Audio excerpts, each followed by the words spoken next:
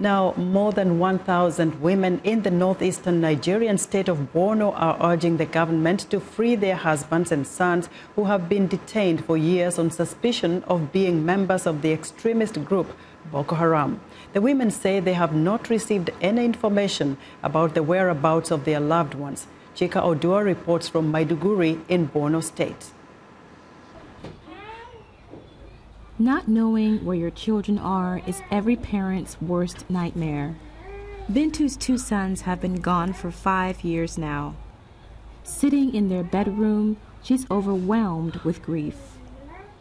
Dunoma and Abuna were high school students when soldiers arrested them in 2013 on suspicion of having links to the extremist group Boko Haram. One night, soldiers came around 3 a.m., hitting our door and shouting, "Where are the boys? Where are the boys? Bring out your sons." Her other children have been growing up for years without their 2 older brothers. Local activist Hamsatu Alamin has been hearing stories similar to Bintu's of women whose husbands and sons have been detained for years. So she's created a network to help them. This network is to seek accountability for the whereabouts of these children. As you can see the environment, this is how all members of my network are.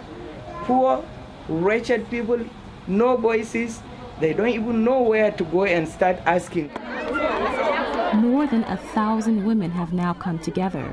In this refugee camp, they share their stories. And they're active. Earlier this year, they wrote an open letter to President Muhammadu Buhari, begging to be reunited with their sons and husbands, whom they say have no ties to Boko Haram. Some of them could be caught up in Nigeria's notoriously slow legal system. This month, Human Rights Watch denounced the trials of Boko Haram suspects as flawed by legal shortcomings. While the case seen here is not Boko Haram related, this court has handled the largest number of such cases in the region. When you go through it, you realize that definitely they have a reason. They have reasons to be brought here. But then this is always common, not here in Nigeria, everywhere. People talk of abuse of human rights. It is not the courts that are at fault. The people whose families have been torn apart by the Boko Haram insurgency don't know who is at fault. But occasionally, something special happens. This mother hasn't seen her son since he was arrested years ago on suspicion of being a Boko Haram member.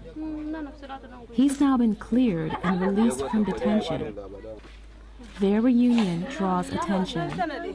For Bintu, she still awaits her own reunion. Forever hopeful, she goes through their old school papers as a way to keep her memory of them alive. Chika Odua for VOA News, Maiduguri.